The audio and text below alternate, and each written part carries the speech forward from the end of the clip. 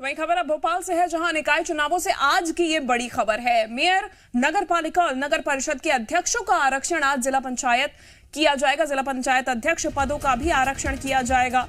रविंद्र भवन में आरक्षण की प्रक्रिया पूरी की जाएगी, यानी कि निकाय चुनावों में अब ज्यादा समय नहीं बचा है।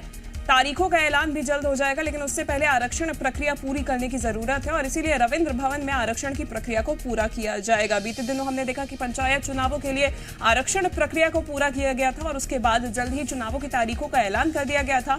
अब 1 जून से पहले राज्य निर्वाचन आयोग को नगरीय निकाय चुनाव की तारीखों का ऐलान करना है और इसी के चलते आज प्रक्रिया को पूरा कर लिया जाएगा। रविंद्र भवन में आरक्षण की प्रक्रिया पूरी होगी।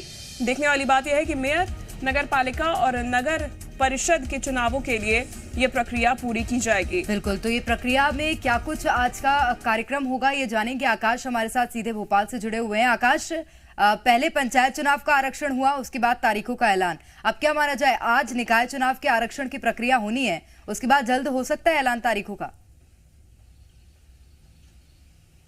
बिल्कुल प्रेरणा, ये तय है कि आज भी ऐलान हो सकता है, क्योंकि 1 जून तक राज्य निर्वाचन आयोग को सुप्रीम कोर्ट ने निर्देश दिए हैं कि निकाय चुनाव, पंचायत चुनाव की अधिसूचना जारी करें। पंचायत चुनाव की अधिसूचना तो जारी हो चुकी है, लेकिन निकाय चुनाव की अधिसूचना अभी जारी नहीं हुई है।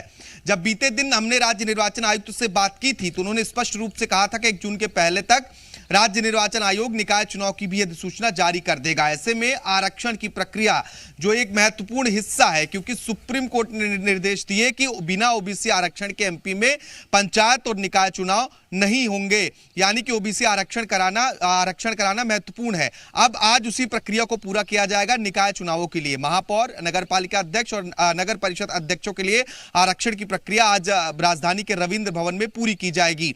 बीते दिन नगरीय प्रशासन विभाग ने ये निर्देश जारी किए थे कि जो राज्य निर्वाचन आयोग के निर्देश हैं, इसके साथ ही ओबीसी वर्ग कल्याण आयोग की रिपोर्ट के अनुसार आरक्षण की प्रक्रिया को पूरी की जाए।